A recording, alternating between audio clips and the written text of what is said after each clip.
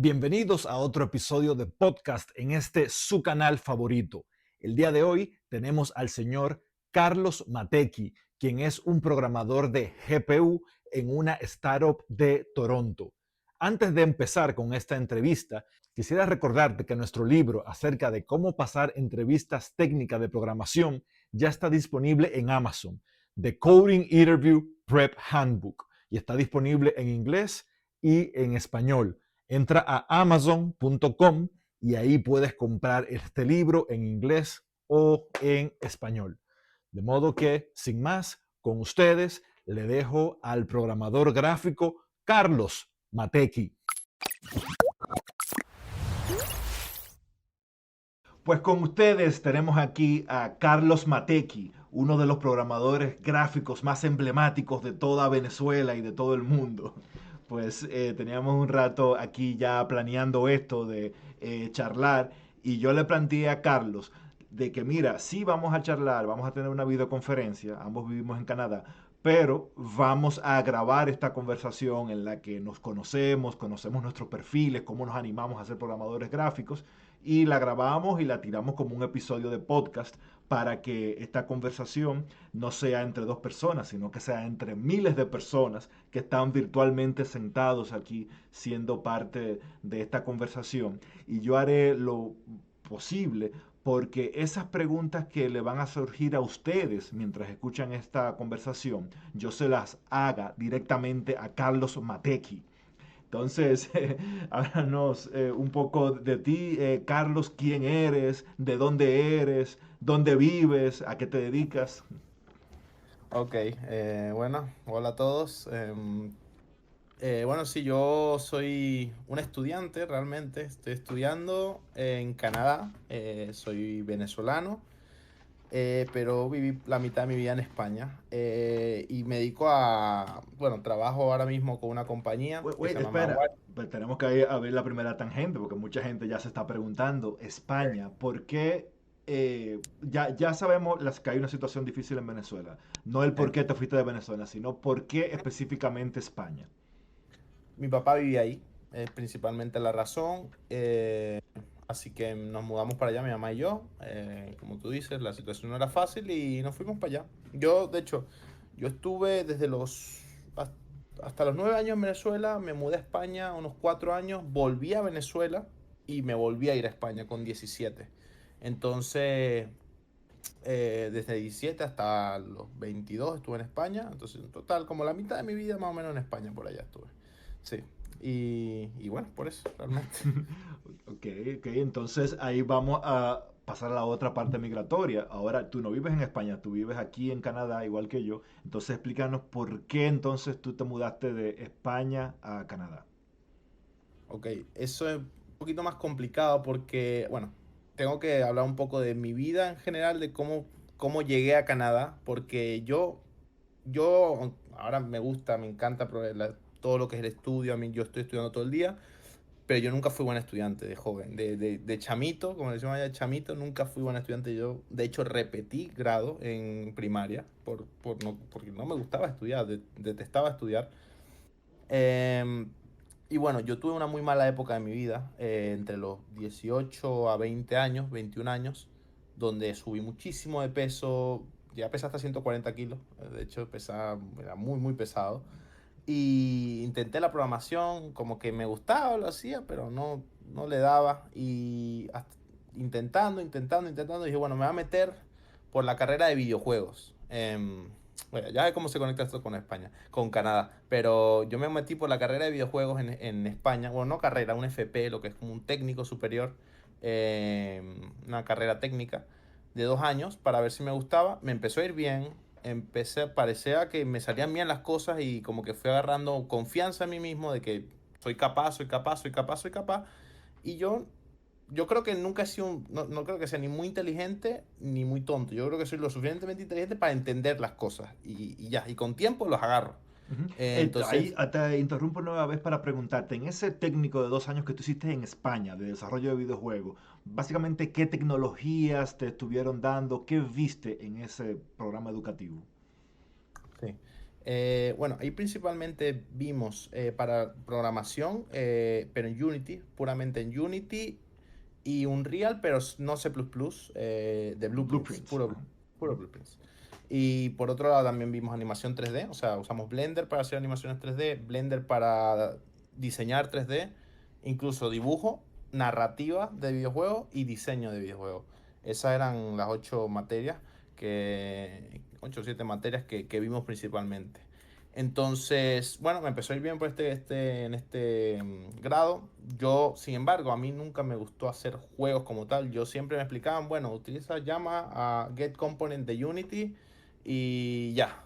Y yo decía, bueno, pero get component, o sea, ¿qué está llamando eso? ¿Por qué de repente el get component va, busca un componente en el game object y me lo da? O sea, ¿cómo funciona toda esa lógica detrás? ¿Qué está pasando? Y yo me empecé a meter a hacer los motores gráficos. Me contraté un mentor de Ubisoft, se llama Weston. Le quiero saludar si algún día ve esto. Ujú. Muy Saludo buena al persona. buen Weston. Un gran Weston, saludo. un crack, la verdad. Un crack que me ayudó a empezar en los motores gráficos porque empezar en los motores gráficos desde cero es difícil porque no sabes ni por dónde empezar. O sea, de repente tú estás acostumbrado a usar un framework que es Unity y me empecé a meter por ahí, OpenGL, hacer mi primer motorcito gráfico pequeño. Por otro lado, en el FP me decían, no te metas en eso porque no, en España no hay industria de motores gráficos, realmente no hay mucha industria como tal. Y bueno, me empezó a ir bien, tal, terminé el FP y yo dije, bueno, ¿qué hago ahora? Pues ya tengo, o sea, me había conseguido prácticas en una empresa de programador de backend, por alguna razón terminé ahí y, y dije, pero ¿qué hago? O sea, ¿voy a quedarme aquí o sigo para adelante? Y mi papá siempre me ha apoyado mucho en todo esto y me dijo, bueno, ¿para dónde quieres ir? O sea, ¿qué quieres estudiar? Ya que demostraste que puedes estudiar, ¿para dónde quieres ir a estudiar? Y me dijo, yo le dije, bueno, vamos a Canadá, que mi tía está allá y a mí me gusta Canadá porque ya había estado aquí. Y empezamos la aplicación tal y no. Y me fui a Canadá a estudiar software porque dije, bueno, tengo que aprender más de software en general porque siento que estoy muy enfocado a esta API de Unity o Unreal. O sea, no tengo no sé ni qué, o sea, cómo conectarme con una database, no sé cómo funcionan las aplicaciones web general. O sea, no sé del contexto de software en general. Entonces vine para acá.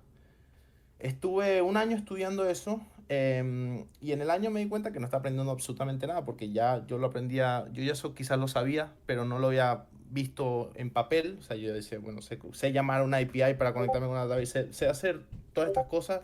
Quiero meterme más en matemática, que es lo que quizás me interesa más.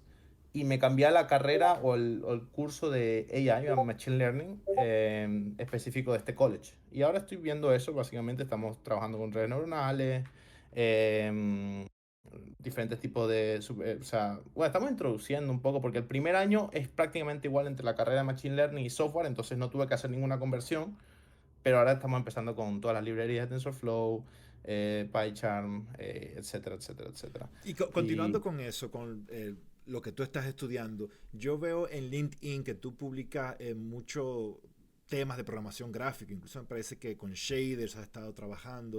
Tal. ¿Eso es parte del programa de estudio que tú estás haciendo aquí en Canadá o es curiosidad propia tuya? eso siempre ha sido curiosidad mía. Yo, motores gráficos lo estudié por mi cuenta. Yo empecé, como te dije, con este mentor en OpenGL. Cuando ya entendí cómo funciona un poco las API, dije, bueno, ya no te voy a estar pagando lo que te pagaba el semanal porque puedo seguir solo. Y después que terminé el primer motor gráfico en OpenGL, dijo, tengo que dar un paso más adelante, que me metí con la Vulkan. Vulkan, DirectX, o sea, API modernas, que son más complicadas. eh, Más explícitas. Y bueno, empecé con Vulkan, fue, o sea, duro, la verdad, porque empezar en Vulkan solo siempre es complicado. Y más cuando tienes ese modelo mental de OpenGL, que piensas que es un poco todo como es una máquina de estados, ¿no? Pero no, realmente no todo es así, te esconden muchísimas cosas. Y, y ahí fue cuando empecé con el camino de motores gráficos y ya cuando entendí la API de Vulkan, empecé a hacer, o sea, o implementar papers, por ejemplo. Agarré un paper, lo implementaba y lo publicaba en LinkedIn, porque al final es lo que yo sentía que es la forma que podía conseguir trabajo. O sea, si quería conseguir trabajo en motores gráficos, tengo que mostrar lo que hago, de alguna forma. Entonces, fue yo hice mucha implementación, ray tracing, hardware ray tracing, em, hasta que, bueno, PBR, todo esto, lo básico de motores gráficos lo implementé todo. Después metí cluster rendering, tile rendering, diferentes técnicas de optimización con luces, múltiples luces, etcétera. Y fue hasta que me metí en el Radiant. Hay una técnica en concreto que se llama Radiance Cascades, que es de iluminación global. Es un paper del líder de. ¿Cómo se llama? Bueno, es el líder del equipo de programación de Path of Exile. Este tipo hizo un paper o sea, es muy interesante la forma en la que él hace una iluminación global con props. Él pone muchas props en pantalla, hace un sistema donde mientras más props tengas, menos computación necesitas, que es un poco paradójico, pero es verdad, o sea, porque si ves la forma en que, bueno, en fin, tendría que irme un poco técnico, pero no quiero tampoco irme demasiado a lo técnico, sino más bien que esta publicación o este paper que implementé en mi motor personal tuvo muchas visualizaciones en comparación a todos mis posts anteriores. Y aproveché ese momento para decir, ok, necesito aprovechar que la gente está viendo mi publicación ahora para publicar más de esto y decir que estoy buscando internships. Porque necesito, o sea, quiero trabajar de motor gráfico. Es lo que yo creo que más me gusta y lo que quiero trabajar, aunque no tenga grado, aunque no tenga bachelor, no tengo máster, no tengo nada. Todo es lo que yo he aprendido, pero bueno, es lo que yo creo que no hay tanta gente en el campo, que eso también es bueno. O sea, no hay tanta gente en los motográficos y siempre andan buscando. De hecho, en la compañía donde estoy ahora estamos buscando gente, porque no conseguimos gente capaz y metimos Pero gente. mira, las personas que siguen mi canal de YouTube son gente que en parte le gusta la programación gráfica, o sea que ya saben. Tú que eres un Bueno, programador gráfico, la empresa donde trabaja Carlos está buscando. ¿Dónde trabaja, si se puede decir, Carlos? Mawari. Mawari. Somos una empresa cloud, o sea, hacemos cloud rendering. Y estamos buscando gente, sí, gente para motor, que tenga conocimiento profundo de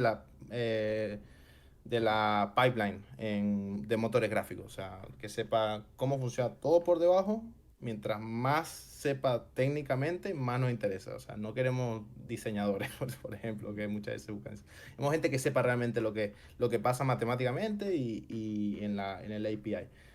Y bueno, conseguí o sea, aproveché y busqué internship y me llegaron dos ofertas de internships de trabajo al mismo tiempo. Tuve mucha suerte en eso y pude negociar, porque una me ofrecía mucho más que la otra igual, en fin, negocié y conseguí el trabajo. Empecé como consultor unos 3 meses para ver cómo lo hacía, 2 meses, y en el verano me pusieron como employee. Me dieron una tarea bastante pesada, que es reimplementar una técnica de nuestro researcher principal en Unreal. Y bueno, era algo que nadie había hecho en la empresa y me dijeron, bueno, vamos a probar si este que metemos, vamos a ver si lo hace. O sea, y es lo que dijeron. O sea, me pusieron a mí a trabajar en ese proyecto como una empresa pequeña, tampoco una empresa de mucha gente, somos 26 27 personas. Eh, todo se sabe, todo está para todo el mundo y todos sabemos quién hace qué. Y es una Eh, startup, esa empresa donde trabajas. es una startup. Es una startup y bueno, me mandaron a implementar esto, lo implementé, funcionó bien y el researcher principal se fue. Se fue. Entonces, el único que entiende la tecnología ahora mismo soy yo, porque tuve que implementarla desde cero con su paper, su implementación. El problema de los researchers a veces es que hacen implementaciones que funcionan o sea, están muy hechas para que funcionen con detalles, parámetros muy detallados. Entonces yo agarré su implementación, la mapeé a Unreal y en Unreal la puse un poco más robusta, más que funcione, más generalizada quizás. Y bueno, al mismo tiempo entendí la tecnología y ahora mismo estamos moviendo esa implementación de Unreal a Unity de nuevo, porque estaba en Unity, pero más robusta. Entonces yo estoy como coordinando un poco y así terminé un poco en el cargo donde estoy, que pese a ser junior y pese a no tener experiencia en motores gráficos, o sea, profesional, terminé, bueno, así encontré mi lugar en O la, sea en que la esa industria, ¿no? primera pasantía en el área en programación gráfica fue en la empresa donde actualmente sigues trabajando. Sí, Ah, pero exacto, qué bien. ¿Y exacto. hace cuánto tiempo que estás trabajando ahí en esa empresa? Ya 9 meses, o 10, creo que 10 meses, 10 o 9 meses, yo creo que en LinkedIn sale el periodo.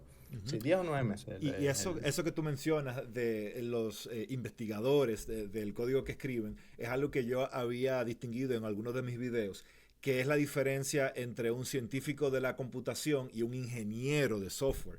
Los científicos, eso me ha tocado mucho porque yo tengo muchos años trabajando en el punto medio donde se junta la ciencia con la ingeniería y es muy diferente. Muchas veces yo he tenido bueno, que ser me ha tocado, cuando yo trabajé en Google, yo trabajaba en un equipo de Research and Development y yo era el único ingeniero de un equipo de científicos. Habían gente graduado de Yale, que eran matemáticos, que eran físicos. Y hoy día el Python es la lengua franca, lo que antes era MATLAB, que era Ujú. el lenguaje matemático que usaban los científicos para probar sus teoremas, es Python. Y yo en gran parte de mi tiempo lo usaba en arquitectar ese código que Sí, estaba sí, de la manera agarrar. que tú describes. Este trabajo es complicado, ¿viste? Porque tienes que entender lo que ellos hacen y mapearlo a software. Y software robusto y que funcione y que no le muevas un parámetro y explote. Porque eso es lo que pasaba literalmente, te lo digo, con la tecnología de este chico, que era que movías una cosa, puff, explotaba. Literalmente ya no funcionaba. Entonces, todo magic numbers en todos lados. Es así, sí. Me Sí, imagino que en tu equipo mucho, era sí, parecido. mucho código duplicado, muchas Sí, funciones que hacían cosas parecidas, no estaba, sí, no estaba sí, sí, reutilizado. yo he visto cosas locas, ¿eh? O sea, yo he visto con este tipo en concreto, he visto cosas bastante locas. Tipo muy inteligente realmente. O sea, esos PhD son gente que, o sea, que formulan en papel y lo ven y lo intentan implementar como van viendo. Y le funcionaba, pero bueno, ya no está y quedé yo. O sea, esa es la cuestión de todo esto. Hay una tangente que yo quería abrir desde hace un tiempo, pero quería que tú Ujú, terminara esa idea, que es ujú. una idea poco popular, que Ok. yo no he conocido a nadie que esté de acuerdo conmigo en esta idea A poco ver. popular. A ver. Vulkan no es el mejor API para todo. OpenGL, mucha gente piensa, no, es que OpenGL es viejo. De hecho, hace poco que le salió una nueva versión de OpenGL.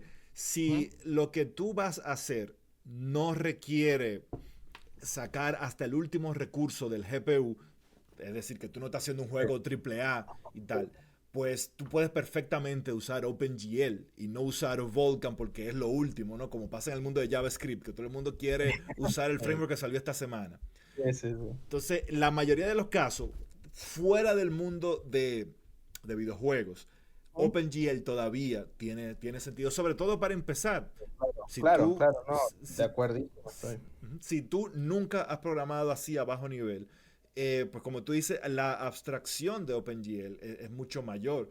Es decir, que todos esos detalles de bajo nivel no están, tú no tienes que manejar tan manual como en Volcan, que tú tienes que gestionar la memoria manualmente.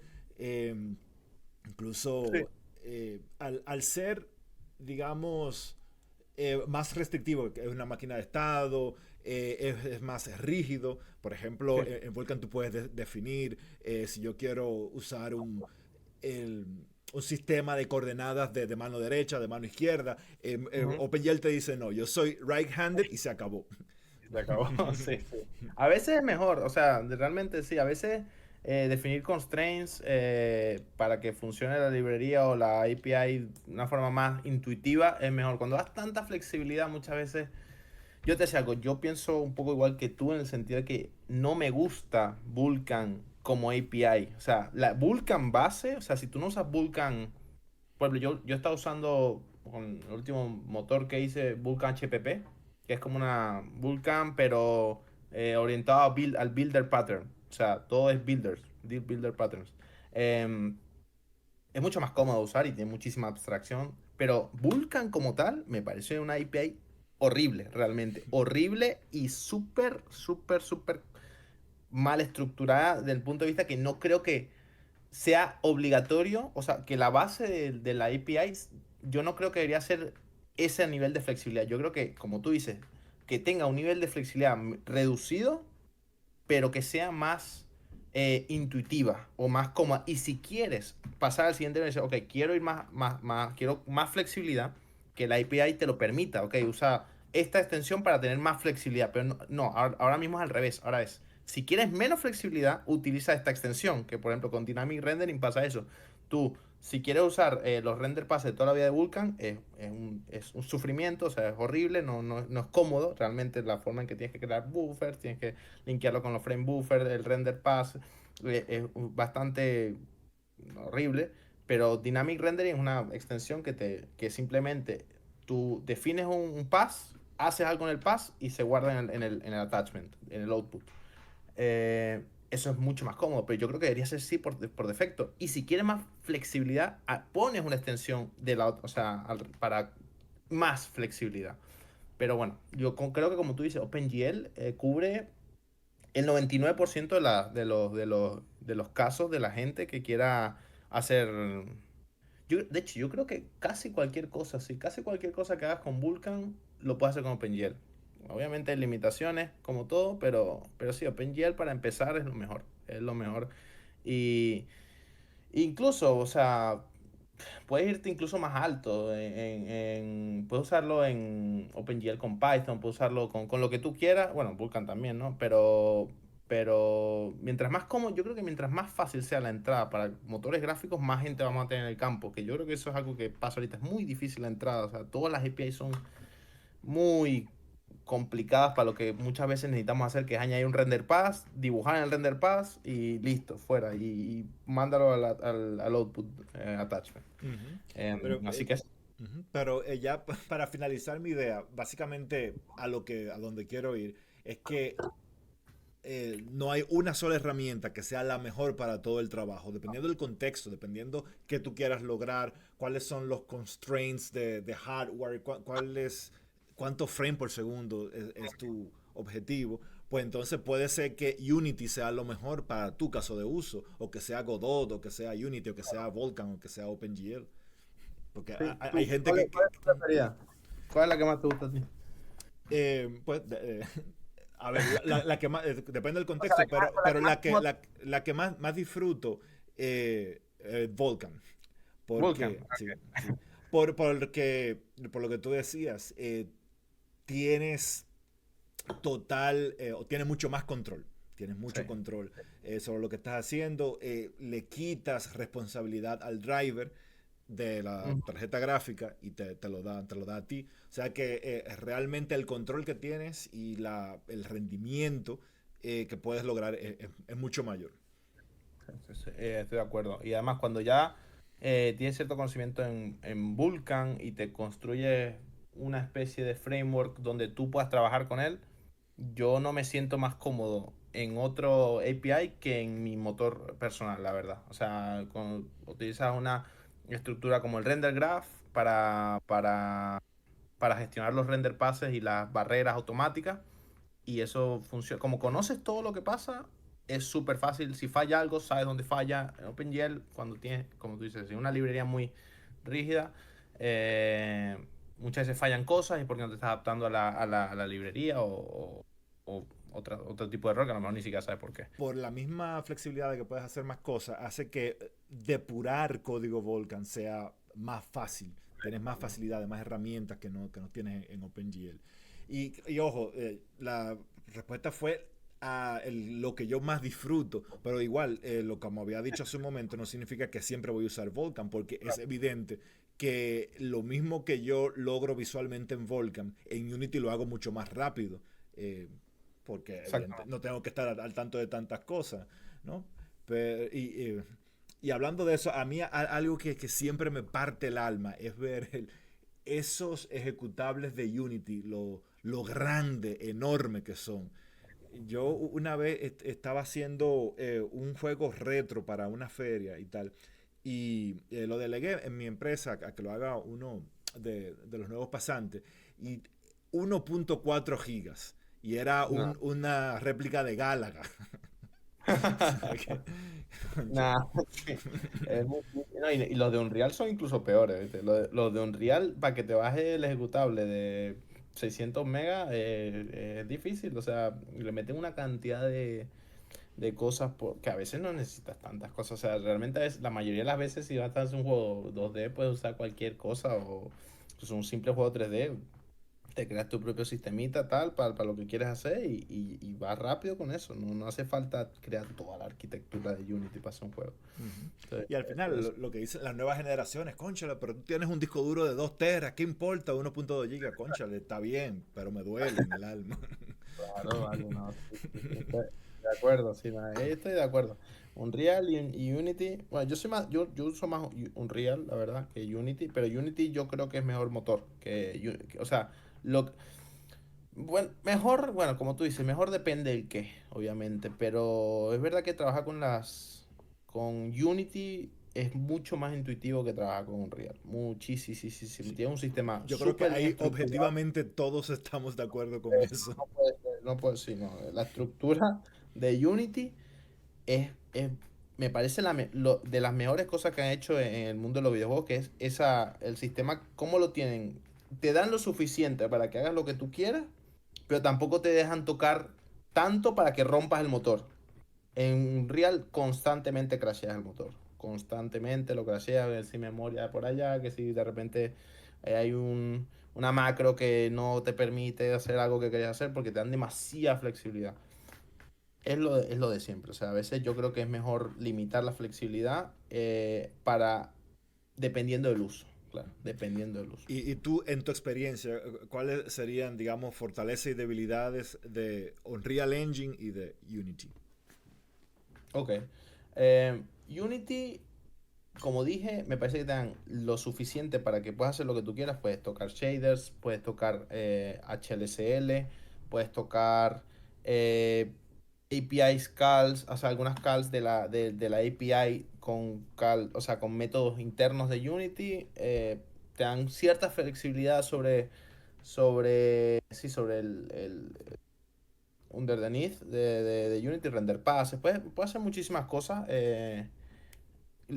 Pero sin embargo, hay casos donde por ejemplo, el toolbox de Unreal es muy grande. O sea, ellos te dan muchísimas herramientas.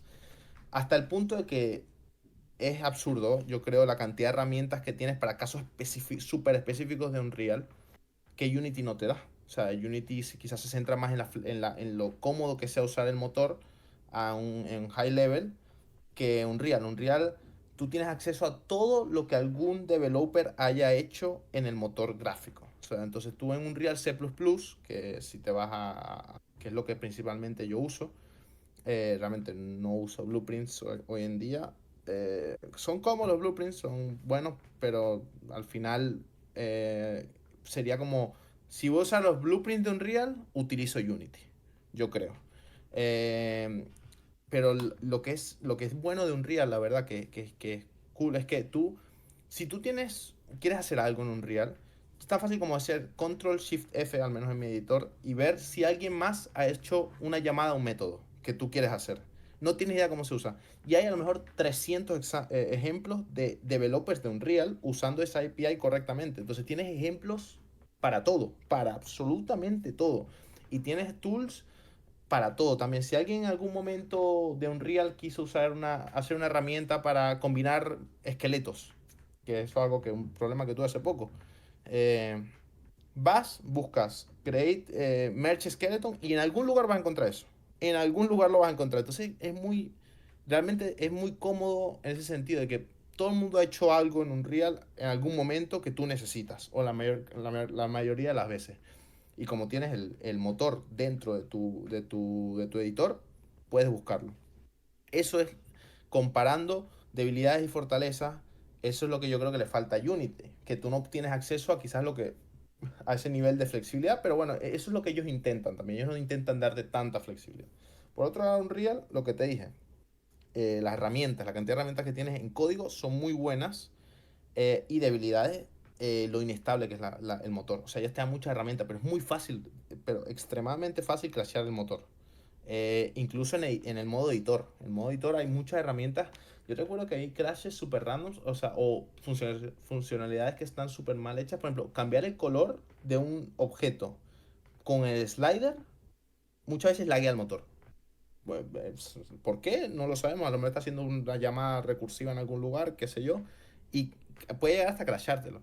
A veces instancias un objeto, le das clic, se queda friseado el motor y explota. O sea, es muy raro, o sea, sí, es muy inestable. Y en resumen, es eso, yo creo. Y es bien sabido en la industria que es así. Nos adaptamos a eso nosotros como developer y ya, yo creo que es lo que toca. Y el motor Nanite de ellos, que utiliza altos números de polígonos, ¿crees tú que en efecto puede producir resultados más impresionantes que lo que puedes lograr con Unity? Yo creo que no. De hecho, yo creo que esa tecnología es bastante... o sea, el tipo que las creó es realmente un genio. O sea, el tipo que hizo ese paper hablando de cómo él dedujo que puede hacer esa tecnología es muy, muy, muy, muy, muy complicada. O sea, es de niveles de complejidad altísimos, tanto que no casi ningún motor puede replicarlo porque es muy difícil de replicar. Está ahí el código, ¿eh? No, o sea, está ahí, si tú quieres vas y lo copias, pero que funcione es muy difícil. Eh, Sin embargo, en los motores gráficos hay tantos casos, o sea, en los videojuegos hay tantos casos, tantísimos, tantísimos. O sea, estamos intentando simular el mundo real, realmente, la mayoría de las veces, ni siquiera el mundo real, un mundo ficticio, donde, donde puedes tener geometría de formas tan raras, geometrías de formas tan extrañas, que en Nanite simplemente por cómo está hecho, que muchas veces funciona por cuánto ocupa en píxeles, porque usa muchos efectos de screen space, no solamente utiliza lo que sucede o sea, en matemática de vectores, también usa frame buffers para deducir cosas. em, Muchas veces funciona muchísimo peor que no usar Nanite. Y eso hay varios videos de esto. Hay un tipo que se llama Interactive Graphics, creo que se llama, es bastante famoso. Y él habla y él te explica específicamente en qué casos es completamente, decirlo así, es basura usar Nanite. O sea, y cada vez intenta añadir más soporte, más soporte, más soporte. A lo mejor en algún momento se vuelve una herramienta utilizada en la industria, pero yo creo que ahora mismo la mejor forma de hacer juegos y gráficos es con manual. Como ha sido casi siempre, agarrar, o sea, bueno, qué sé yo, pones diferentes slots, optimizas en función de eso y vas para adelante y muchas veces no necesitas tener Nanite porque te rompe el juego. Además Y que funciona mal pero además que funciona muy mal con skinned meshes. O sea, cualquier mesh que se quiera animar funciona bastante mal, yo creo, en mi te experiencia. iba a preguntar, tú has mencionado varias veces el engine tuyo, tu propio motor de juegos. Ese engine tuyo es open source. La gente que está viendo esta plática puede ir a GitHub y ver el código. Sí, en cualquier momento eso está ahí tengo una template, o sea, tengo el mío, que es el que yo uso para mis cositas, y tengo la template, que es como la base. Aunque yo siempre pienso que las templates, a mí no me gusta usar mucho templates como tal, porque para eso uso una librería, ¿no? Para eso uso OpenGL, si quiero usar una template de Vulkan, pero bueno, quien quiera tomar como referencia la template, está ahí, para todo el mundo. Creo que no tengo ni licencia, de hecho, de MIT, o sea que eso, si quieren copiarlo, que lo copien, a mí no me ¿Y importa cómo se realmente. llama? ¿Cómo la pueden encontrar la gente que está viendo esta Eh, charla? Se llama Bueno, igual lo Co- van a ver en la descripción, pero igual dilo para que yo lo se escuche. llama Code BK Engine. Creo que es así, déjame que lo confirmo, pero sí es seguro que es. Oye, tenemos que hacerle algo al marketing, que el creador de la librería no sabe cómo se llama. Pero es que llevo tiempo con mi tienda, la verdad, pero sí es verdad bueno, ahorita estoy intentando darle soporte al o sea, multithreaded queue en Vulkan, Ujú. al motor, y estoy un poco haciendo commits, pero sí se llama Code BK Engine, o sea, Ok, así mismo lo pueden buscar en GitHub. CodeVK Engine, todo junto, CodeVK Engine. tenemos Y varios ejemplos. ujú, por el nombre infiero que está escrito en Vulkan. Vulkan Exactamente. con C++. Sí, sí, exactamente. Tengo varios ejemplos de, o sea, de todas las implementaciones que tengo y cómo se usa, si alguien la quiere usar, como dije, ahí Exacto. está. y si quieren copiarlo, me da igual realmente que lo copien, no, no pasa nada. Exacto, y Y tienen ahí sus tienen el repositorios, contacto ahí de Carlos Matecki, lo ven ahí en ese repositorio de GitHub, o si no, lo pueden contactar por LinkedIn, que él es muy activo ahí y responde a las preguntas de muchas lo que personas. sea. Yo lo contacté y me respondió, o sea que eso pasa, que las personas famosas así en el mundo de la programación son accesibles, la gente pensaría que no. Fíjate, Ramón Santamaría, el creador de Raylib, yo le escribí y tuvimos una plática parecida a esta. El mismo Bjarne Strostrup, creador de C++, le ha dado like a publicaciones que yo he hecho en ¿En serio? LinkedIn. Sí. Yo no sabía eso. Verga. Pero Mierda. el punto es que grandes nombres son accesibles en la vida Eso. virtual, ¿no? Le escribes un correo lo conectas por LinkedIn. En ese orden de ideas, por ejemplo, Richard Stallman, el creador del sistema operativo GNU, que utiliza Mm. al Linux como su kernel, pues así en el 2006, hace 19 años, le contacté así un email y al final lo llevamos a República Dominicana, le pagamos el vuelo, él ¿Qué? dio una ¿Sí? serie de charlas, sí, sí, yo tuve Mierda. el honor de ser su edecán y hablábamos mucho entre una conferencia y otra, o sea que fue una experiencia muy enriquecedora. Y ahí yo le pregunté de que, conchale, pero ¿por qué tú no usas C++? Y me estaba diciendo que porque él prefiere C. Bueno, básicamente él me dijo que C++ no tenía nada que le haga falta en C. Y también mencionaba el tema de que era mucho más fácil depurar C, porque C++ es, cuando tú lo compilas, tiene el tema del name mangling para gestionar el tema de los namespaces. Y tanto así que para tú hacer el ABI en sistema operativo basado en Unix, tú tienes que tener una capa de C, porque realmente es impredecible dónde van a caer cada uno de los bytes cuando tú compilas en C++.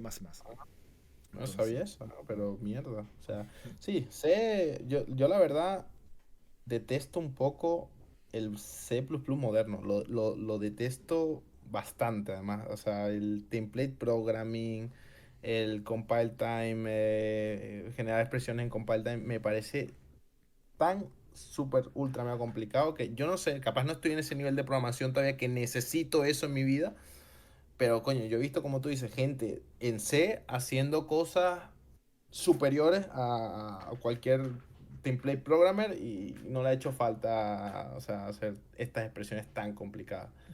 yo, Así que yo le preguntaba lo mismo a Ramón, porque Ramón hizo su librería en C. Y ujú, lo que sí me hace falta cuando programo en C son los template libraries. Unordered Map, por ejemplo. sí, Y eso yo le pregunté específicamente a Ramón, pero cuando tú necesitas un mapa, ¿cómo tú lo haces? Ok, tú lo puedes implementar, pero te te va a tomar tiempo a implementar una estructura de datos abstracta. Es el tema de C++.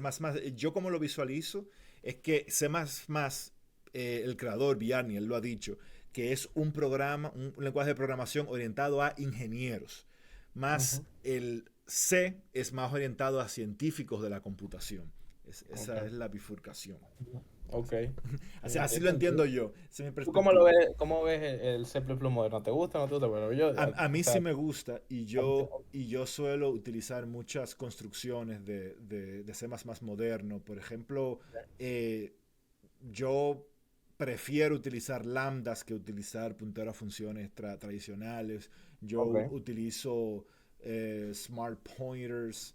eh, sí, ok, ok. No, no, sí, sí, yo creo que, a ver, yo creo que ahí estoy yo también. O sea, yo cuando, quizás cuando me refiero a C++ moderno, no, me refiero a features de C++ 17 para adelante. O sea, Smart Pointer, yo me acuerdo en que, no sé en si el es en el 11. 11, Sí, en el sí, 11. ¿no? Ujú, sí. La Eh, primera versión, porque por ejemplo en el 11 todavía no estaba Make Unique, no existía ¿no? todavía. Ya en el 14 fue que estaba Make Unique. Habían Unique Pointers, pero no existía el método STD Make Claro, Unique. Make Unique, sí, eso, más safe, ¿no? O sea, al final que crearlo así, como tal. Y yo también uso Smart Pointers, ¿eh? Yo uso Smart Pointers, uso Lambdas, uso incluso ST Functions, dependiendo del contexto. Lo que pasa es que no intento hacer todo genérico, que es lo que muchas veces Ah, ok, veo en... sí, la programación genérica, eso es un gran Ujú. problema para Eso, depurar. Librerías como Qt, que me ha tocado varias veces trabajar, esos meta objetos, metacompilación que pasan en el sí, sí, metacompilación, eso es. para depurar eso es Eso es incómodo. lo que lo que muchas veces no me gusta, pero bueno, o sea, dentro de lo que cae, vivo bien, o sea, es dedicarle un tiempo a ver cómo funciona tal, que esto hace esto, tal, que aquello, y bueno, entiendo la expresión, pero no, mi modelo mental no va directamente a metaprogramming, ¿sabes? Porque hay gente que literalmente programa así y está acostumbradísima y le es Ujú. súper fácil, pero... Sí. Pero viene a resolver un problema. En el caso de los templates, ¿no? Tú, en vez de escribir 7 funciones para trabajar Yes. con diferentes tipos de datos, tú lo escribes una sola vez y lo escribes como una plantilla. O sea que hay que haber un balance, ¿no? Hay gente que, como tú dices, que son el extremo, que siempre quiere trabajar con programación genérica. Sí, Pero exacto. hay algo que yo todavía no he hecho, que es trabajar en el lenguaje que programa Bjarni, que es un lenguaje que no existe, el lenguaje idóneo. Tú ves la última versión de su libro de C++ Engineering Principles y Ujú. ninguno de sus ejemplos te va a compilar porque él incorpora cosas que él ha estado pidiéndole al estándar, ¿Ah, sí? al comité, y no se lo han aprobado. Y él dijo, ok, para el carajo. Propio lenguaje, qué Sí. arrecho. Sí. Que no te implementar algo en tu propio lenguaje, verga. Qué arrecho. ¿Y cómo qué? ¿Cómo Pues, qué? Yo concepts, el concepto de concepts. eso lo metieron. ¿Cómo? Concepts lo metieron, creo. Concepts está ahora Creo que después del 20. Puede ser. Sí. Pues el tema es que ahora la programación genérica, él dice que ahora sí es más fácil de utilizarlo. Yo no he profundizado en eso porque realmente en producción, mayormente tú sabes que está C++ 14 y 17. Ujú, sí.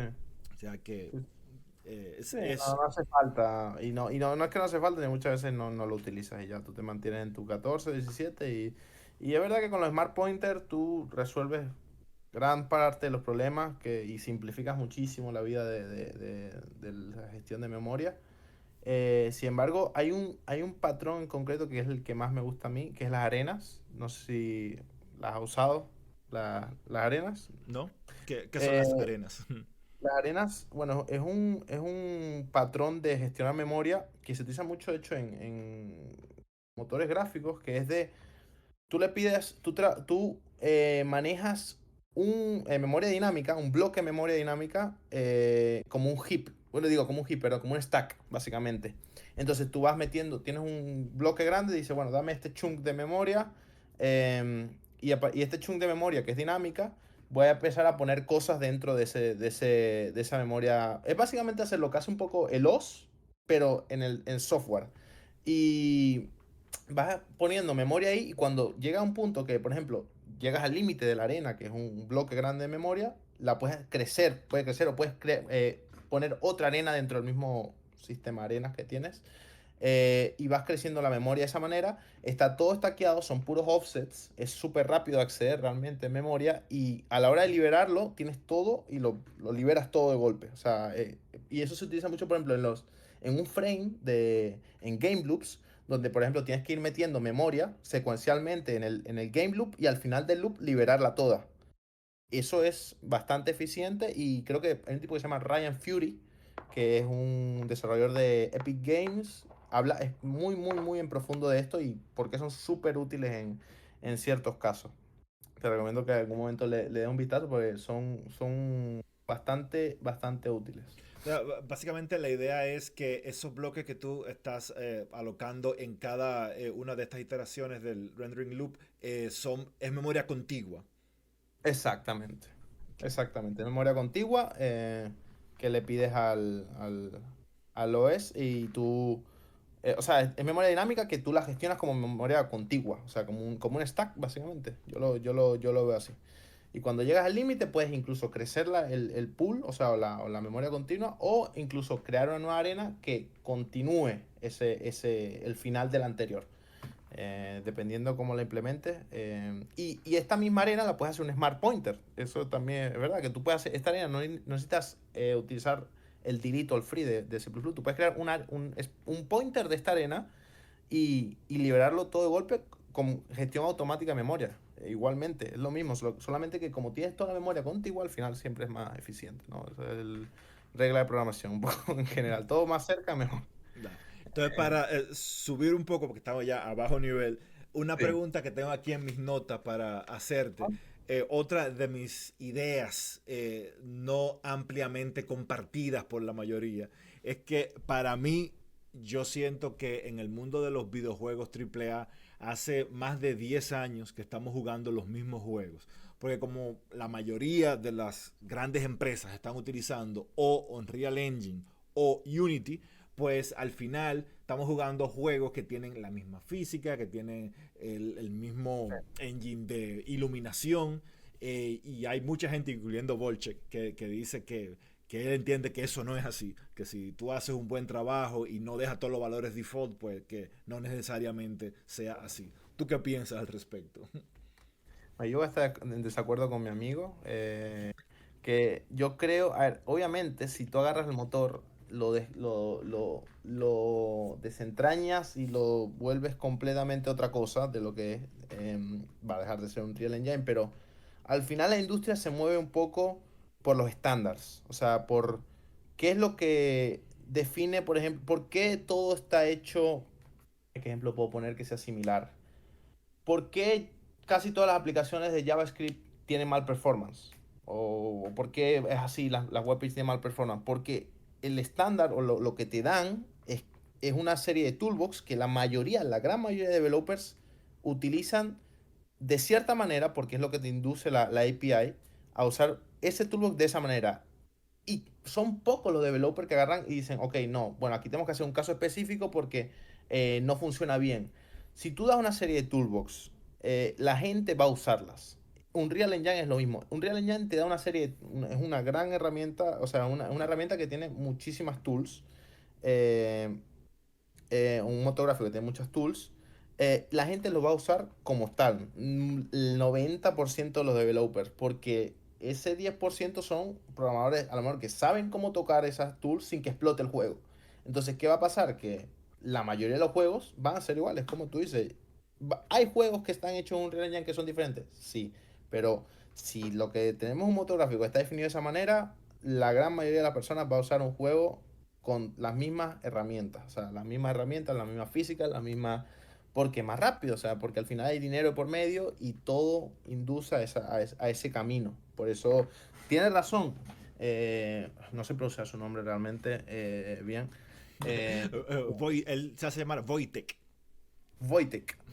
Wojtek tiene razón en el punto de que puedes hacer un juego completamente diferente, pero para eso yo creo que creas un motor nuevo y ya. O sea, si quieres cambiar todas las herramientas de Unreal, hace un motor nuevo y vas. Pero bueno, al final es lo que digo. Yo creo que si el motor está hecho de cierta manera y como es más cómodo, siempre va a ser más cómodo usar Unreal o Unity, los juegos tienden a ir por un camino. Por eso tú ves que los juegos de Unity son muy parecidos siempre y los juegos de Unreal son muy parecidos siempre entre ellos. Sí, y a un punto Eh, que tú lo distingues, de que mira, eso sí, fue hecho sí, en sí, Unreal, eso fue hecho sí, en sí. Unity. Lo sabes, ves el tráiler y tú dices, este juego está hecho en Unreal. O sea, que te digan en qué lugar está hecho en Unreal. O sea, de Wukong tú lo ves y mira, Wukong hicieron un buen trabajo, ¿viste? Muy buen trabajo ese juego, está arrechísimo, como decimos en Venezuela. Eh, pero sigue, tiene esa esencia de Unreal, ¿sabes? Sigue teniendo esa esencia de que este juego está hecho en Unreal. Sin embargo, los Dark Souls se nota que son juegos de From Software. Es que cada motor le da su esencia al juego. Siempre va a ser así, yo creo. Claro. Yo recuerdo a principios de los 90 que, por ejemplo, cuando salió Wolfenstein 3D, un motor propio para ese juego, pues rompió paradigmas porque era algo que la gente nunca había visto. Y lo mismo pasó cuando salió Quake. Cuando salió Quake o un motor que ya era realmente 3D, pues Ujú. la gente se volvió loca. Y Quake 2 otra vez revolucionó porque lo reescribieron desde cero. Y ya entonces tú podías utilizar hardware de aceleración gráfica. Pues ese factor sorpresa de jugar y ver cosas que tú nunca habías visto, cosas que antes no era posible. En Doom, por ejemplo, tú no podías ni siquiera mirar para arriba por la técnica que tú Sí, tenías, ¿no? Era un 3D, pero realmente era súper sí, era un 3D fingido realmente.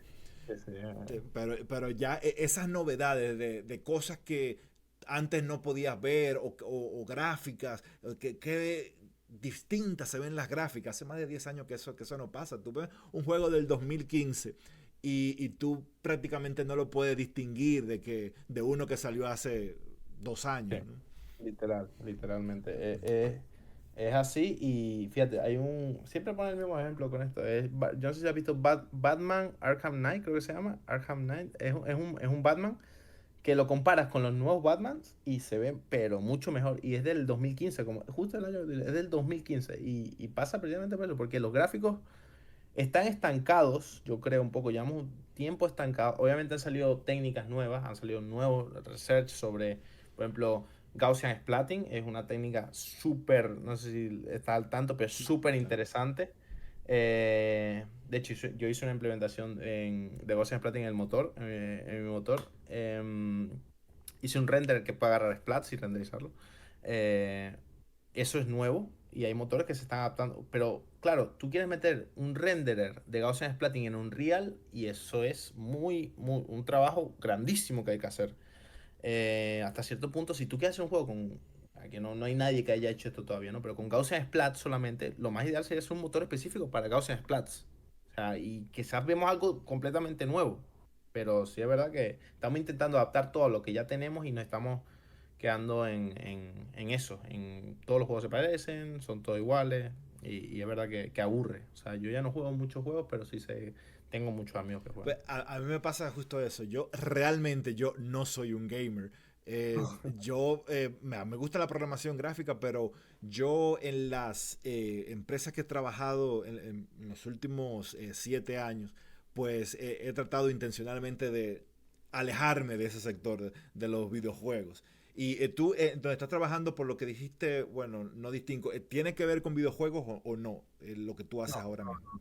no tiene nada que ver realmente lo que hacemos nosotros con videojuegos. Nosotros intentamos hacer experiencias, intentamos renderizar algo en las MetaQuest, o sea, o en cualquier Oculus, eh, usando Cloud Rendering, o sea, renderizamos en la nube y de la mejor manera que podamos utilizamos ese renderizado o esa información procesada en el device usando WebRTC. Ok, pues yo no estaba al tanto de que tú estabas en el mundo de XR, de la realidad extendida. Yo también, los 2 años que estuve en Google, trabajé en los dos productos de realidad extendida. El de Galaxy con Qualcomm, que ya lo anunciaron, que es el Galaxy XR. Yo estaba en el equipo de OpenXR, que es el que hace la implementación del protocolo. De hecho, yo era parte del working group, el Kronos Group del OpenXR, y nosotros ¿Mm? hacíamos plugins para Unity. Nosotros teníamos acceso al código C++ de Unity, porque para Ah, hacer esos sí. plugins de Unity, si parte era en C++ y parte era ya en C Sharp. eh, Wow. y yo también hacía algunos de los ejemplos que nosotros incluíamos en el SDK para utilizar las extensiones de OpenXR. Y también trabajé en los lentes que son parecidos a los de Ray-Ban, que tienen displays. ¿Mm? Cuando yo empecé, ellos estaban haciendo la versión monocular, que fue la que sacó Meta, que solamente hace rendering en un solo lente, por lo cual no es realidad extendida, porque realmente no hay percepción de espacio ni percepción de Sí. profundidad, porque tú no puedes lograr una percepción de profundidad con un solo pantalla, ¿no? Tú necesitas la binocular. Entonces yo estaba trabajando en la parte binocular, trabajando con algoritmos de calibración, porque el lente introduce distorsión. Entonces, parte de lo que de lo que yo hacía era el algoritmo para eh, deshacer esa distorsión que Ok, introduce el ok. lente. La parte de calibración también, toda esa parte estuve trabajando. Entonces, dicho eso, cuéntame más de las cosas que tú hacías y que haces con realidad extendida. Tú mencionaste un dispositivo específico, el Meta, el Quest 2, el Quest 3, ¿algún otro dispositivo de realidad extendida que ustedes soporten? Bueno, también soportamos la Vision, la Apple Vision Pro. Ujú. Bueno, realmente estamos, o sea, intentamos darle soporte a la mayor cantidad sí, de lentes, de lentes posibles. Intentamos adaptar nuestra tecnología para que funcione con la mayoría, pero realmente funciona principalmente, donde mejor funciona es la MetaQuest. Lo puedo decir, donde mejor funciona. Va. Y si Funciona. ustedes están enfocados en OpenXR, pues básicamente cualquier dispositivo que lo implemente, pues sería relativamente fácil, que son todos los Exacto. dispositivos menos Apple, como siempre.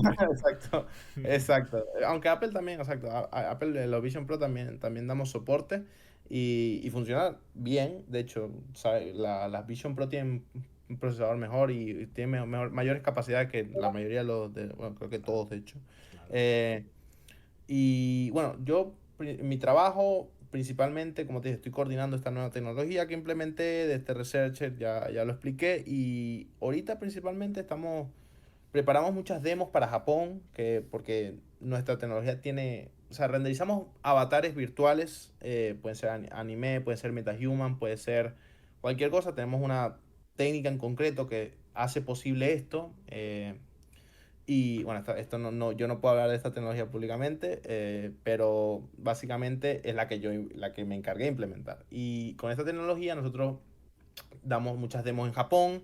Tenemos también bueno, no queremos, tenemos también algo que se llama Mawari Notes, queremos hacer una especie de plataforma en el cloud, que te presten GPU, básicamente. Si tú quieres usar una GPU para algo, como Amazon, pero enfocado a rendering y inference de AI. Em, y bueno, ahora mismo eso es lo que nos encargamos. Damos esas shows en Japón de realidad aumentada y nos estamos moviendo un poco a el cloud, rendering, pero distribuido, quizás. Ujú. Lo que es la idea principal. Y en ese orden de ideas, pues vemos que los dispositivos como el MetaQuest te permite hacer tethering, es decir, tú utilizar una computadora, una GPU de una computadora y conectar por USB-C a tu dispositivo. Y tú mencionas ahora esa modalidad de utilizar GPU que están en la nube. Entonces la pregunta que muchos se harán es, ese dispositivo de realidad extendida, el MetaQuest, el 2 y el 3, tiene un GPU incluido. ¿Por qué entonces utilizar un GPU externo? Esto porque, bueno, el GPU de una MetaQuest es muchísimo más limitado a lo que podemos tener en nuestra computadora de día a día, que una 4090, una 3070, cualquiera de esas GPUs tienen muchísimo más capacidades que las GPUs integradas de los MetaQuest, por ejemplo. Entonces, la compañía, se dio cuenta que esto es algo que, bueno, como hacemos, o sea, como tenemos la capacidad de transmitir información muy rápidamente por la network. eh, Utilizamos WebRTC, para transferir data rápidamente con protocolo, y la información necesaria, comprimida para renderizar un modelo de gran fidelidad. O sea, porque a lo mejor tus MetaQuest no van a poder renderizar, a lo mejor, 500.000 polígonos, con iluminación global, con no sé, 70 render passes que suceden en el main rendering. Entonces lo que conviene es renderizar en la nube, resultado de lo que lo representa de la manera que sea, y los pasas al device y lo representa de la manera bueno, que tú veas posible. Tenemos varias generaciones, o sea, tenemos varias formas de representar un modelo 3D, renderizado en la nube. Y básicamente por eso es interesante esta tecnología, que si somos capaces de renderizar o aprovechar al máximo, el renderizado en la nube, podemos renderizar básicamente lo que queramos en una MetaQuest utilizando, tecnologías como WebRTC y Pixel Streaming, que es principalmente lo que usamos. Mira, el equipo de producción nos está haciendo señas que se nos acabe el tiempo, pero hay dos cosas que yo quiero tocar antes de que terminemos esta transmisión del día de hoy. Y lo primero es que volvamos a la línea del tiempo en el que tú estabas hablando de tu carrera, porque tú mencionaste fuera de la grabación de que tú estás ahora mismo en la universidad estudiando inteligencia artificial. Entonces yo quiero que tú me digas por qué decidiste cambiar, digamos, de programación gráfica a estudiar formalmente en educación superior inteligencia artificial y cómo lo estás aplicando o cómo piensas aplicar eso en el futuro. Sí, bueno, yo principalmente siempre va a ser enfocado, yo creo que a gráficos. Eso por ahora es lo que quiero.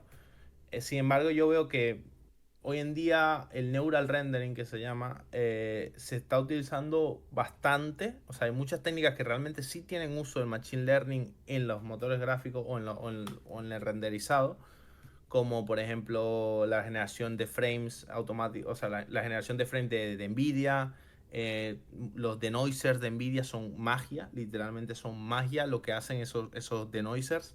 Entonces yo sí creo que saber de AI, conocer bien cómo funciona por debajo de todo el mundo de la inteligencia artificial actualmente tiene mucho valor. Y si en algún momento me interesa cambiar de carrera, porque no es una cuestión que me disgusta, a mí me gusta mucho la matemática del mundo de la inteligencia artificial, mucha estadística, mucha línea de álgebra. De alguna forma se parece a los motores gráficos.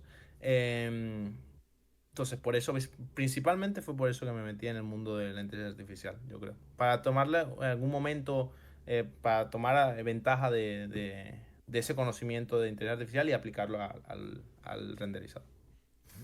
Y en el mundo de la inteligencia artificial hay mucha gente que hace un curso de 5 horas y ya sabe, digamos, entrenar un modelo y ya se cree que por eso es un experto de inteligencia artificial. Entonces, en ese orden de ideas, para que la gente sepa, la gente como tú va a la universidad a estudiar inteligencia artificial, ya tú mencionaste la matemática que se usa, el álgebra lineal, que es la misma matemática que usamos en el tema de la programación gráfica. ¿Qué cosas más profundas sobre inteligencia artificial se ve en una universidad?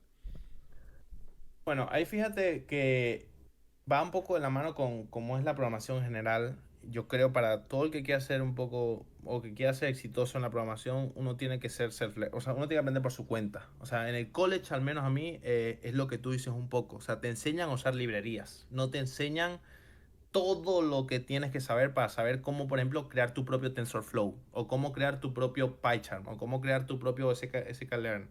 Nos, el saber cómo funciona por debajo, al menos en mi universidad, no me lo enseñan. Yo, cuando me enseñan un concepto, que me enseñaron cómo funciona lo más básico, el multilayer perceptron. Voy en mi casa y lo implemento sin librería, sin nada, desde cero. Eso es lo que mi método de aprendizaje. Cuando me toque aprender los transformers, bueno, esto es algo que estoy planeando a futuro porque no es algo que yo crea que pueda implementar así.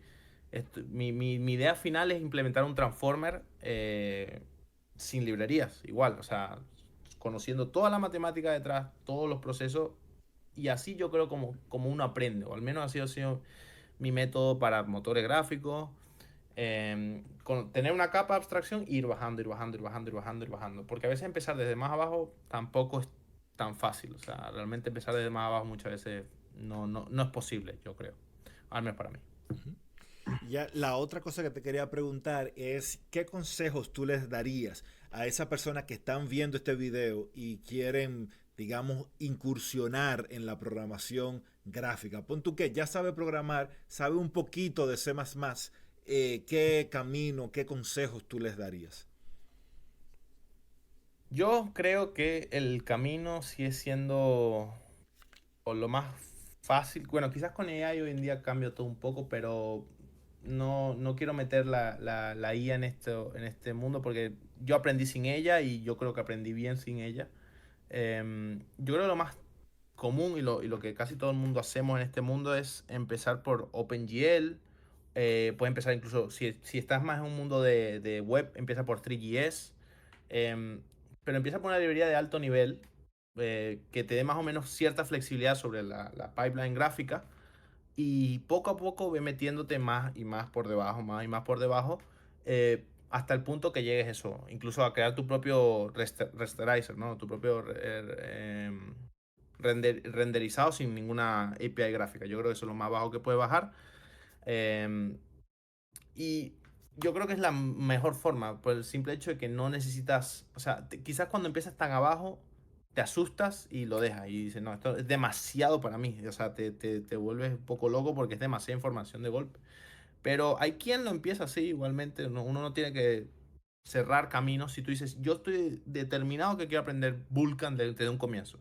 Si tú tienes toda la fe de empezar por ahí y creer en ti que vas a poder pasar todas las dificultades de aprender Vulkan desde cero sin tener ni idea de motores gráficos, adelante. O sea, yo creo que si tienes la convicción lo vas a hacer. Sin embargo, el que no sabe si quiere empezar o no, porque tienes dudas, no sé si me va a gustar, empieza por OpenGL o empieza incluso más alto. Yo creo que por 3GS. O sea, incluso en 3GS, en web, y ve, ya entiende un poco cómo funciona. Ah, mira, que puedo tener shaders. ¿Qué es un shader? Un shader está hace procesamiento obviamente depende del shader, hacen ciertas cosas a otras, pero ve entendiendo poco a poco la pipeline de arriba para abajo en vez de abajo para arriba, porque yo creo que te puede asustar a menos que estés muy, muy seguro de lo que estás buscando. Y mucha gente se preguntará en un tema medio inconexo, ¿qué edad tienes, Carlos? Te ves muy joven. ¿Qué edad tienes? Me mantengo, o sea, hago ejercicio todos los días. 25, tengo 25 años. 25 años y empecé a programar hace unos 3 años, yo creo ya, 3 años. Wow, pues aprendiste rápido porque Sí, tu conocimiento es bastante mayor que el promedio de personas que tienen 3 años programando. gracias. Sí, pero bueno, motores gráficos en concreto llevo un año. O sea, motores gráficos llevo un año y medio. Pero programando tres. Sí, tres. Es obsesionarse. Al final yo creo que todo lo que nos gusta la programación de verdad nos obsesionamos y es como que no para. O sea, en tu tiempo libre ves programación, en tu tiempo libre en el gimnasio estás pensando en un problema de matemáticas, cómo verlo mejor. Es obsesionarse, es volverse loco con esas cosas que a uno le gusta y así es como uno llega al punto y dice, como por ejemplo, no sé, un científico, cómo el creador de los Transformers o los LLM llegaron a esa conclusión. Son gente que está loca por lo que hacen. Su vida es pensar en eso. Obviamente uno tiene que equilibrar, ¿no? Yo tuve 2 años de mucha intensidad, de todos los días estar 7, 8 horas, 7, 8 horas, todos los días. Me despertaba a las 8 y me acostaba a las 12. Me quedaba a las 8 todos los días. Ya no estoy así, tengo novia, a la novia hay que dedicarle tiempo. Intento equilibrar un poco más, pero siguiendo en mi tiempo libre programación, matemática. Y así, con alguna esperanza, algún día mi objetivo, yo te lo dije, creo, es llegar a Google o Nvidia. Es un objetivo que tengo para conocer, sobre todo, para saber si a lo mejor no me gusta, a lo mejor prefiero estar en una startup donde tengo más control. Pero ese es mi objetivo para llegar a Google o Nvidia. O sea, eso me gustaría, sí. Va, pues la próxima vez que vea uno de esos listings que bastante a menudo ahí en Waterloo buscan programadores gráficos en el equipo de Vulkan que estaba al lado de nosotros, pero también en el mío, en el de OpenXR, pues con frecuencia buscan programadores. Pues te voy a avisar y que no se moleste conmigo la gente que trabaja contigo en tu empresa y que está viendo este video. Bueno, Si hay alguien que trabaja en Nvidia y está viendo este video, pues igual bueno. avísenle ahí a Carlos Mateki. Yo ahora el domingo yo vuelo a Toronto para de ahí entonces ir al Graphics Programming Conference de Ah, 2025 que va a tomar el lugar, se va a realizar ahí en la ciudad de Breda, en Holanda, en los Países Bajos. ¿En algún punto te interesaría ir a una de estas conferencias? Esta conferencia apenas empezó el año pasado y fue todo un éxito. Este año ¿sí? ya se vendieron todos los boletos. ¿Es la de Breda University? Egresados de Breda University. Es que, Ajá. ¿sabes que Breda tiene, yo de hecho voy a ir a la Universidad de Breda a un tour porque he visto muchas personas que son muy capacitados que han salido de Breda University. Entonces me da curiosidad qué es lo que pasa en Breda, porque hay tanta gente Yo pienso tan... igual. Sí, sí. He visto que Breda saca mucha gente buena. Ya saben, aquí en la descripción de este video tienen ahí el enlace a GitHub del motor de juegos que hizo Carlos Y también tienen ahí el enlace al perfil de LinkedIn de Carlos Mattecchi, que se escribe mate seca y latina. De modo que muchas gracias, Carlos, por tu tiempo, por compartir tu experiencia y por tus sabios consejos. Unas gracias por el tiempo y escuchar también, que es muy bueno escuchar. O sea, realmente que me haya escuchado, yo lo agradezco mucho. Y será hasta la próxima.